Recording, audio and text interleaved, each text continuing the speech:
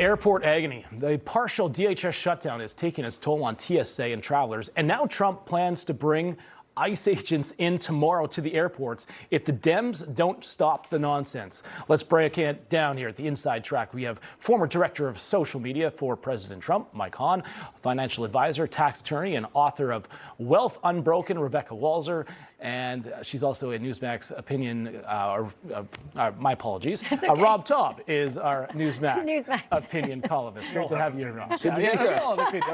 We all have lots of opinions here. It's like he's always giving his opinion. Let's start this off, though. President Trump, he says that he went on Truth Social. He says that he's now going to send ICE agents to the airports to work security.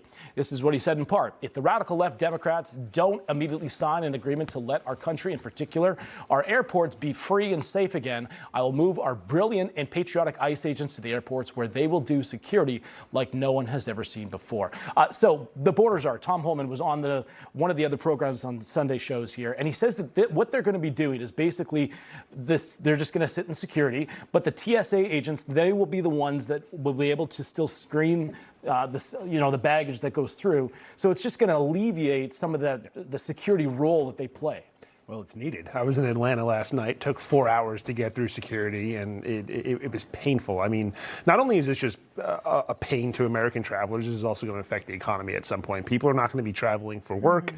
People are going to be late for stuff. So I do think that there is an economic problem to this as well, and I support ICE agents being there too, because that means it's going to put some pressure on Democrats when they realize illegals might accidentally get deported, so they may actually do something about it. Do you think that the Democrats will move on this, though? Is this the ultimatum? They have to. They have to. This is such a bad look. Like, understand that we're managing, 350 million people, and that's a lot for any one federal government to do. But if you can't bifurcate and separate out, like, we need TSA funded, if you want to take the other, like, we need a carve out. Something has to happen. And the Democrats, this is a very bad look for them. Midterm election, they're talking about getting rid of Chuck Schumer now because they know that this is a problem for them. I don't want to wait for 4 hours. That sounds like a nightmare quagmire. I never want to be a part of it. I'm scared to death. I have to fly tomorrow, John. This is not a good thing. Yeah, I wonder too, though. Are the Democrats? Do they realize the security risk that this is putting on? Well, one, we've had terrorist threats, but two, I mean, you bottleneck an airport. I mean, that's not good for the airlines as well. I mean, it really is a major issue here, Rob. We were talking about this in the green room, and we talk about this every week on NewsMax. My big complaint with the Republicans is merely that, and Donald Trump, my only complaint is weak messaging. The Democrats are continuing to blame this on the Republicans, and a lot of people don't understand this. And we almost need, like, the town crier to be walking through the airports going, this is why you're waiting for 4 hours in line. Yeah. And it's not the fault of the Republicans. It's your party, and they don't care. Yeah, they don't. Take a look at this liberal woman when she was asked by our news producer at an airport if she could name one person that was deported who wasn't a criminal. Watch. People who are being deported actually aren't criminals. Can you name one person that you're referring to? Yeah, I mean, there are tons of them. I mean, yes, people in my community. Well, no, I can't give you one name because it's just like, it's like your neighbors next door. So this goes back to the point that they're always going to go, the narrative here, that they're deporting naturalized citizens out of the U.S. Your take? I hope she missed her flight. Look, at Frontline Strategies, one of the top issues consistently is immigration, right? Like, do some independents love the way, it was done in Minneapolis with, a surge?